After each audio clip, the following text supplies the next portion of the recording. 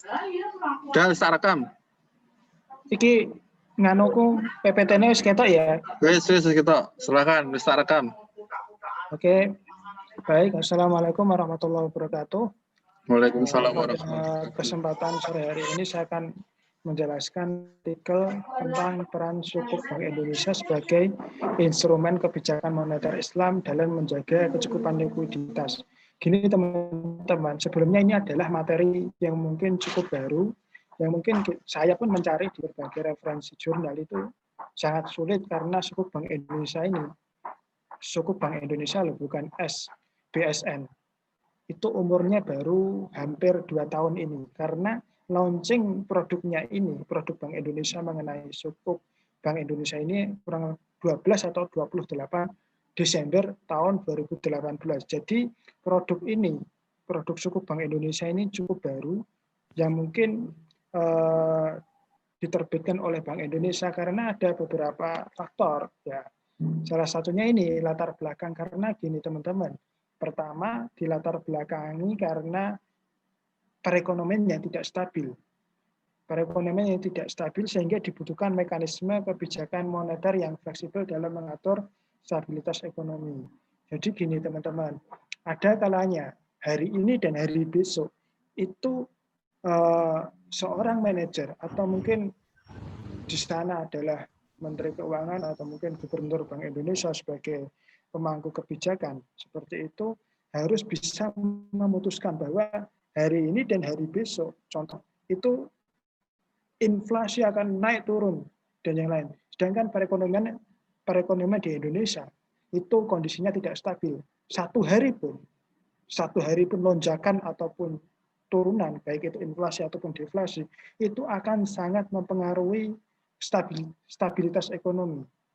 Sedangkan produk-produk yang kita punya, ya, produk yang kita punya seperti SBSN, FASBI, Giro Cadangan Minimum, SBIS, Sertifikat Bank Indonesia Syariah, itu tidak, istilahnya kurang mumpuni digunakan untuk mengawal stabilitas ekonomi tersebut. Karena apa? Karena beberapa, istilahnya apa ya, beberapa produk tersebut mempunyai beberapa tenor yang berbeda-beda. Contoh tadi yang saya sebutkan SBSI, SBSN, Sertifikat Surat Berharga Sukuk Negara atau SBSN, itu jangka waktunya itu sedikit panjang.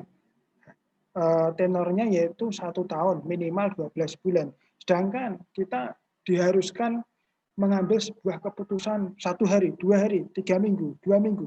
Nah, seperti itu, maka dibutuhkan produk-produk yang sesuai, produk baru yang mungkin dapat mengawal, dapat menjadikan jumlah uang beredar itu semakin stabil, ekonomi semakin membaik. Seperti itu. Kemudian ini nggak usah, metodologi nggak usah karena sudah bisa dibaca. Pembahasan tentang kebijakan moneter juga mungkin dari teman-teman sudah paham soal itu, sudah saya terangkan di link YouTube. Kemudian ini sedikit menyinggung bahwa kebijakan moneter yang ada di Indonesia itu kurang lebihnya ada 4 ini, operasi pasar terbuka,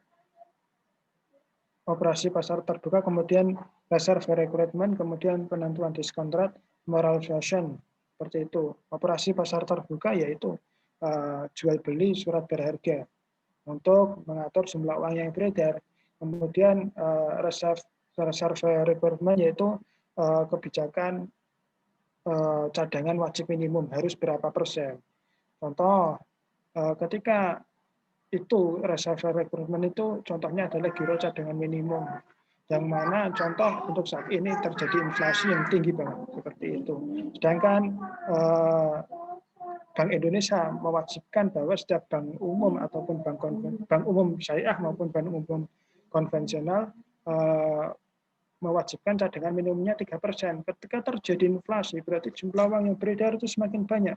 Nah, berarti Bank Indonesia itu menaikkan jumlah cadangannya harus disimpan di Bank Indonesia, contoh menaikkan menjadi 5% sampai 6%, atau mungkin sesuai kebijakan yang sudah dipilih atau disepakati oleh atasan. Seperti itu. Kemudian penentuan diskon rate ketika bank umum maupun bank konvensional itu membutuhkan pendanaan seperti itu dengan bunga yang sangat rendah seperti itu. Kemudian moral suasion adalah himbauan moral yang mungkin ditujukan pada pelaku ekonomi, pelaku bisnis. Kemudian selanjutnya ini sudah biasa mengenai kebijakan moneter, ada dua macam, yaitu ekspansif dan kontraktif, yang mana kebijakan tersebut digunakan untuk mempengaruhi jumlah uang yang beredar. Ketika ekspansif, yaitu dengan menambah jumlah uang yang beredar dengan cara apa? Seperti apa itu? Menambah jumlah uang yang beredar dengan cara membeli surat-surat berharga yang dimiliki oleh perbankan umum atau mungkin pihak individu juga bisa. Jadi mereka mendapatkan uang, Bank Indonesia mendapatkan surat-surat berharga itu, sehingga jumlah uang yang beredar di masyarakat semakin bertambah, perekonomian semakin naik, seperti itu. Kemudian ada kontraktif, kebijakan moneter kontraktif, yaitu cara menurunkan jumlah uang yang beredar. Salah satunya yang mungkin Bank Indonesia melalui tangan kanannya atau mungkin cabang-cabangnya, yaitu adalah bank-bank konvensional maupun bank umum syariah, dengan cara menaikkan tingkat suku bunga. Jadi masyarakat cenderung berbondong-bondong menabung ke bank seperti itu agar jumlah uang yang beredar di masyarakat berkurang. Kemudian ini kebijakan moneter di era Khalifah Umar bin Khattab, mungkin bisa dibaca saja.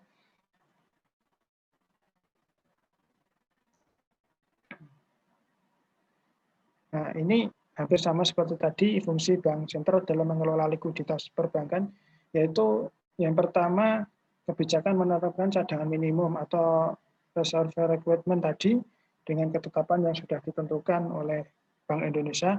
Kemudian kebijakan suku bunga, baik itu bunga kredit maupun bunga deposito, yang mana kebijakan tersebut mempengaruhi perbankan-perbankan umum seperti itu. Contoh, Bank Indonesia menerapkan tingkat suku bunga 3%, jadi mungkin tidak kurang dikit atau lebih dikit, setiap perbankan mempunyai kebijakan sendiri-sendiri. Kemudian kebijakan mempertahankan kestabilan harga, yaitu ya juga bisa mempengaruhi jumlah uang yang beredar ataupun mungkin tangan kanannya, baik seperti contoh kelangkaan itu kan juga bisa terjadi karena nanti menyebabkan permintaan dan penawaran tidak seimbang. Contohnya dengan tangan kanannya tidak hanya melalui jumlah uang yang beredar, tetapi melalui seperti bulog, kelangkaan sumber pangan, bahan pangan, dan yang lain-lain, itu bisa menjadi salah satu tangan kanan dari sebuah kebijakan Bank Indonesia atau Bank Sentral. Kemudian mengendalikan uang dengan menjual atau membeli suatu berharga, yaitu operasi pasar terbuka tadi. Kemudian memainkan tingkat bunga bank sentral pada bank umum, ini hampir ada kaitannya dengan cadangan minimum, seperti itu. Kemudian memainkan jumlah cadangan uang di perbankan, sebenarnya ini sama, maaf. Kemudian imbauan moral kepada pelaku ekonomi, yaitu himbauan kepada pelaku ekonomi, terutama pelaku bank, perbankan, manajer, atau dan yang lain-lain, atau branch manager dan yang lain-lain, untuk memperhatikan masyarakat mengenai situasi perekonomian. Selanjutnya instrumen moneter syariah di Indonesia, yaitu ada beberapa tadi, yaitu pertama SBS, Sertifikat Bank Indonesia Syariah.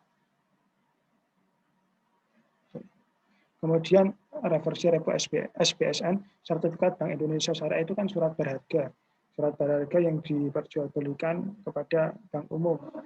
Kemudian selanjutnya adalah reversi repo SBSN, yang mana tak simpen Pak Samsul. Kemudian reversi repo SBSN ini tuh jadi produk suku di perbankan di Bank Indonesia yang istilahnya diterbitkan itu ada SBSN sama Sukbi tadi. Nah, SBSN itu harus perbedaan yang menjadikan perbedaan dasar dengan Sukbi, yaitu reversi repo. itu ada akad harus dijual kembali atau dibeli kembali, seperti itu loh. Jadi ya istilahnya apa sebenarnya ya, ada perjanjian bahwa kalau kita jual, kita beli, nanti dijual lagi ke pihak terkait, seperti itu. Jadi ya seperti khila, nah, bahasanya khila syariah atau seperti apa ya, monggo mau menyikapinya. Kemudian ada fasilitas simpanan Bank Indonesia Syariah, kemudian giro wajib minimum atau GWM, yang mana ketentuannya sudah ditetapkan, baik yang pernah saya baca pernah 3% dari uang giro atau deposito. Kemudian selanjutnya yaitu adalah kuas atau pasar uang antar bank, yaitu ya seperti bank satu dengan bank yang lain itu mempunyai kelebihan dan kekurangan likuiditas, saling membantu pinjam meminjam. Ini sukuk. Nah, tadi juga ini membahas tentang pertanyaan Pak Azik. Sukuk yaitu surat berharga yang diterbitkan berdasarkan dengan penunjuk syariah sebagai bukti atas penyertaan terhadap aset SBSN baik dalam mata uang rupiah maupun valuta asing. Jadi gini, bedakan antara obligasi dan sukuk. Obligasi itu kan surat pernyataan utang. Kita memberikan uang untuk investasi, kita mendapatkan surat bukti hutang. Seperti itu, karena kita telah bahasanya memberikan hutang kepada pengelola aset atau mungkin yang kita ajak kerjasama, seperti itu. Sedangkan kalau sukuk itu adalah surat bukti kepemilikan atas aset, seperti itu ya. Surat bukti kepemilikan atas aset. Jadi istilahnya kita nggak hutang, tapi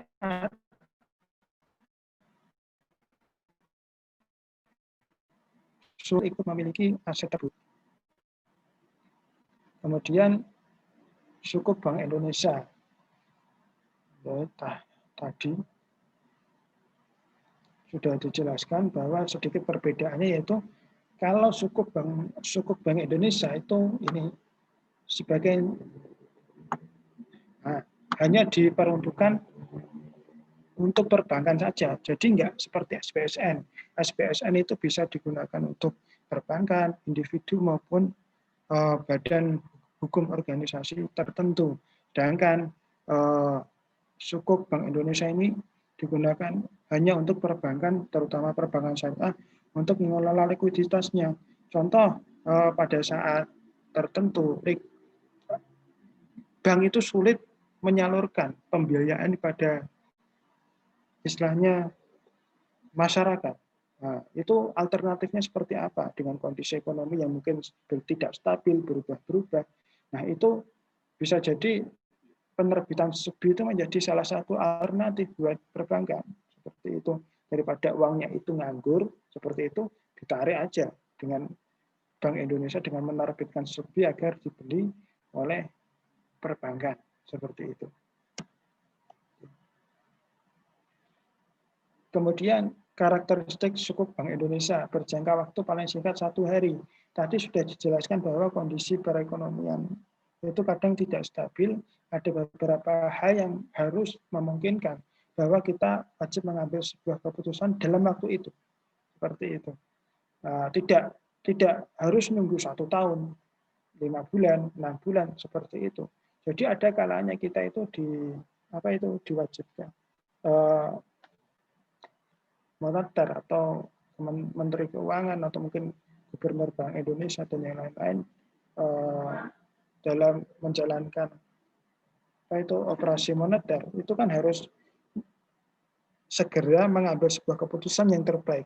Sedangkan fasilitas atau produk-produk yang dikeluarkan oleh perbankan Bank Indonesia itu mungkin jangka waktu atau tenornya itu berbeda-beda. Ada yang contoh SBSN, sukuk surat berharga sukuk negara. Itu dengan menurut ketentuan yang saya baca itu minimal 12 bulan. Seperti itu. Jadi ngenteni setahun. Seperti itu kan. Padahal dalam waktu 1 tahun itu pasti akan berubah-berubah. Seperti itu. Kemudian diterbitkan tanpa wakat, dapat diagunkan kepada Bank Indonesia seperti itu ketika dia memiliki surat apa itu bukti atau surat berharga itu, kemudian dia perbankan tersebut meminjam uang kepada Bank Indonesia atau tadi disebut diskon rate atau apa tadi, nah itu dapat menjadi agunan. Kemudian hanya dapat dimiliki oleh bank, tidak seperti SBSN. Kemudian dapat diperjualbelikan. Nah, ini mekanisme penerbitan Sukbi atau Sukuk Bank Indonesia. Ini tadi menyangkut juga pertanyaan dari Pak Hadik mengenai surat berharga syariah milik BI. Sebenarnya yang dimaksud dari Sukbi ini, akadnya yaitu adalah akad musyarakah ini. Tetapi dalam perjalanannya itu ada muntahiyah bitamlik karena ada perpindahan kepemilikan. Kepemilikan apa? Underlying aset, yaitu aset karena yang membedakan antara obligasi dan sukuk itu adalah perpindahan aset. Jadi kalau obligasi itu kan intinya kita memberikan hutang. Seperti itu sudah. Gimana? Coba.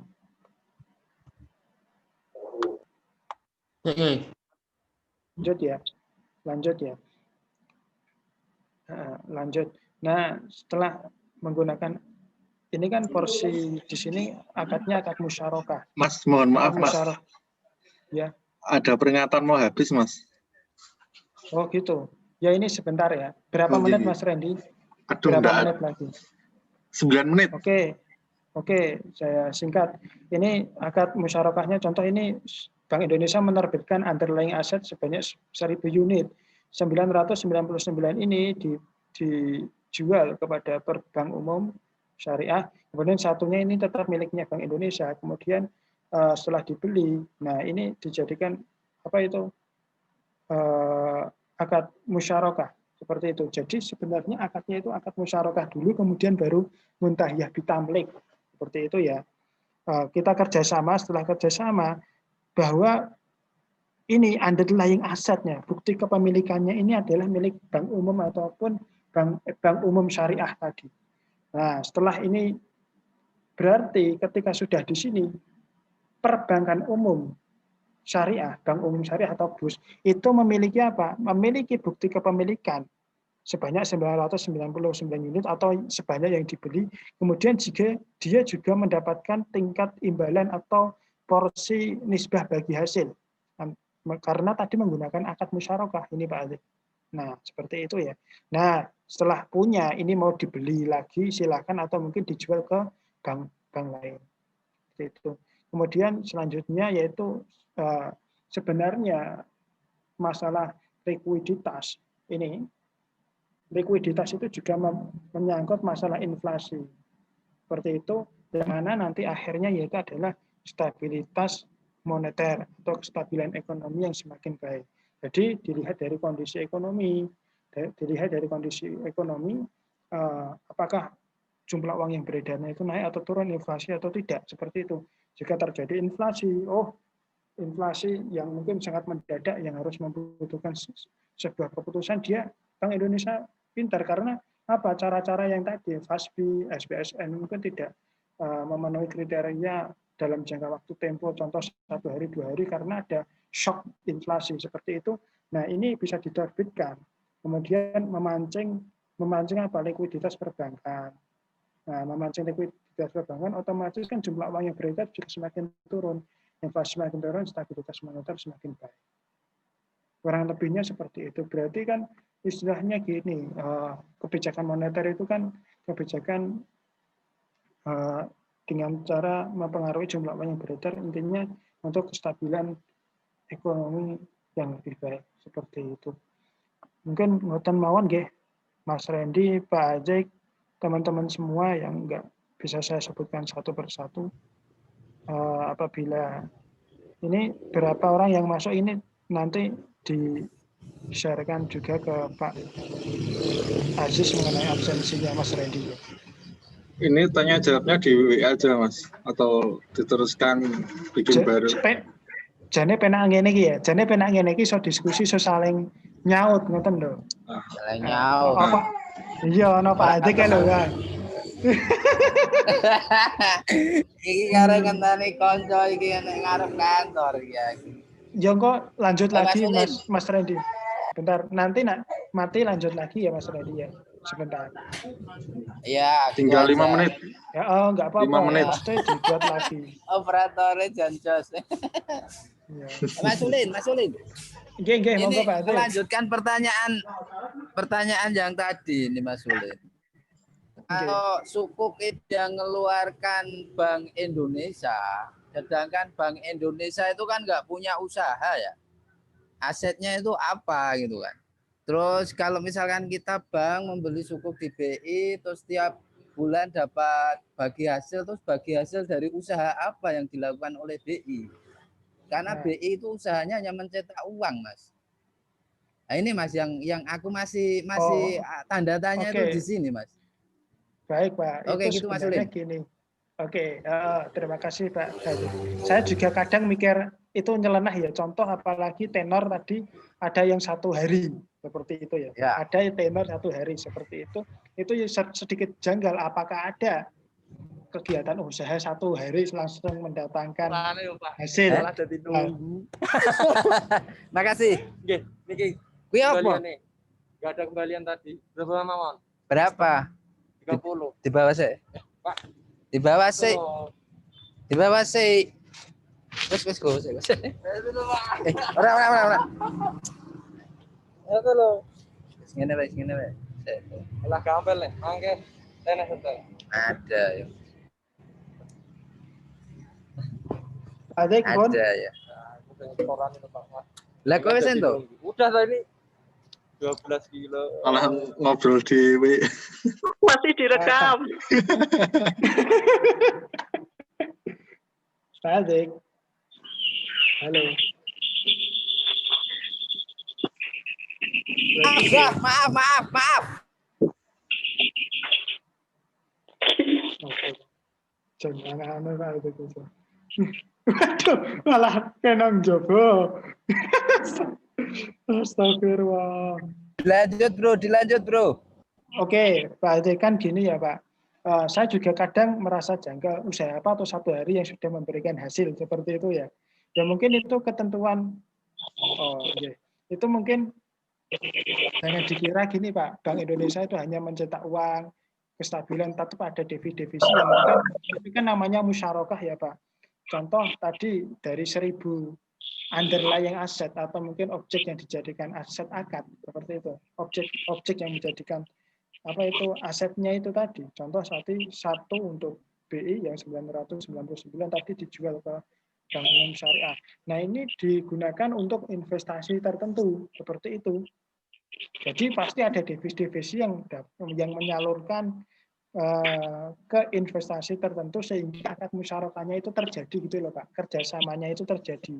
Jadi enggak Bank Indonesia itu kerja gitu apa istilahnya secara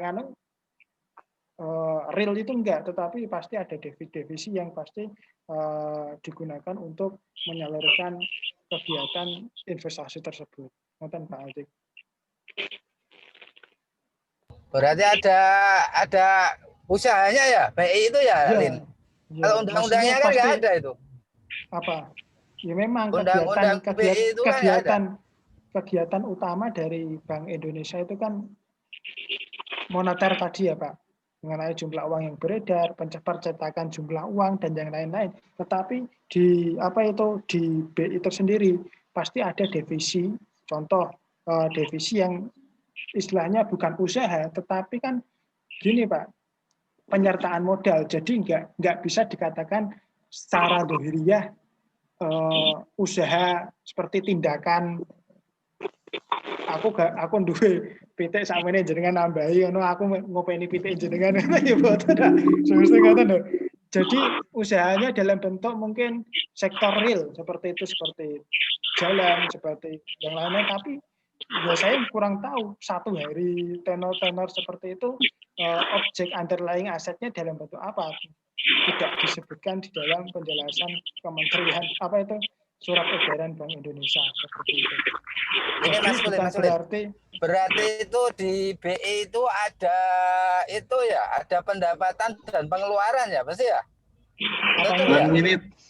1 menit. Kurang 1 menit.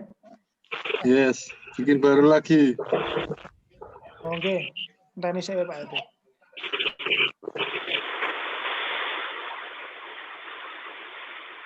Pak bikin baru sih.